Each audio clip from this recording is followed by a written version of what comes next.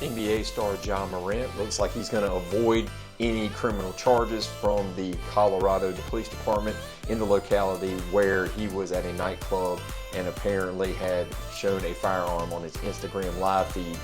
And to be honest with you, I'm not that surprised. In this video, I'm going to tell you why. Hey, this is Attorney Drew Page. Welcome to the Drew Page channel. In this video, we're going to talk about the law of brandishing, what that means, and why Ja Morant will not be facing criminal charges as a result of the Instagram live feed. So if you have been following SportsCenter, ESPN, any of those types of things, then you know that Ja Morant is currently suspended from the Memphis Grizzlies, where he is an all-star NBA basketball player. And the reason is because he posted an Instagram live video of himself in a nightclub, in a Glendale, Colorado nightclub, and he was flashing a firearm. And he was suspended for that because my understanding is that the NBA does not allow transportation of a firearm while on travel for the NBA business. And I'm guessing since he was there for a ball game series, that he was carrying that firearm during that type of time. So the NBA has punished him. I believe he's out for 4 more games. But there was a lot of talk about him facing potential criminal charges. One of those criminal charges being the potential of brandishing. Now, the Glendale Police Department in Colorado has determined that there will not be any charges against NBA star Ja Morant. And when you look at the code for brandishing, it's clear to see why it is that he is not being charged with brandishing. So let's take a quick look at the code.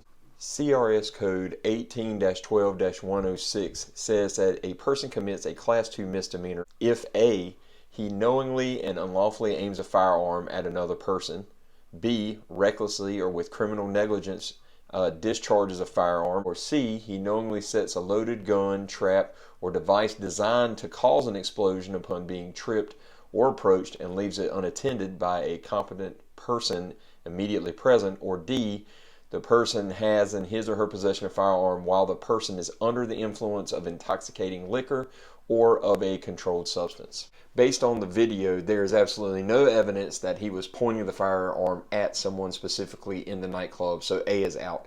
B is also out because he does not discharge the weapon.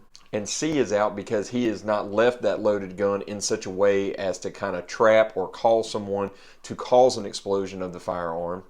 And D is really the last one that potentially would cause Ja Morant some problem, having a firearm while intoxicated with alcohol or with drugs.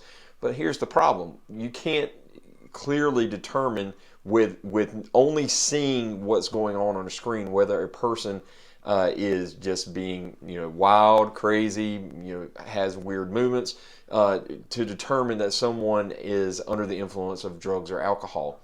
Now, there are cases, particularly like in my home state of Virginia, where even if there is no breathalyzer, no blood test, there may still be evidence that a person is intoxicated based on their manner, speech, conduct, actions, lack of bodily control, things of that nature. But there has to be some nexus, some connection between alcohol and drugs and that conduct. And fortunately for Ja Morant, apparently the Glendale Police Department can't make that connection to demonstrate that just based on the actions of the Instagram that he was either intoxicated or under the influence of drugs. The brandishing statute here is interesting because in my state of Virginia, one would need to have the firearm in a threatening manner in order to demonstrate brandishing. So even in this particular statute of Colorado, it doesn't necessarily require that it be done in an additional way of intimidation. There are other ways that it can be established through recklessness and other things. So it's interesting to see the different states. So make sure that if you're going to carry a firearm, you're going to show it, particularly on social media. It's probably not the best thing to do, but make sure that you know the laws of your individual state. Now, there have been other questions about the fact that the firearm may or may not have been transported. That's not going to be so much a Colorado issue. It's going to be more of a federal issue if there are any federal statutes that address the issue of firearms on airplanes and things of that nature. there is a federal statute that permits the legal transportation of firearms with certain conditions, exceptions, and states, can place certain exceptions and things. However, they cannot just blanketly, because of the Second Amendment, can't blanketly say you cannot in any way transport firearms across state lines, but they can put some limitations on it. And so make sure that you know your state's laws. Make sure you contact an attorney if you're going to be traveling, so that way you don't violate any state statutes or federal statutes. But it'll be interesting to see how this plays out, to see if any federal charges come as a result of the investigation.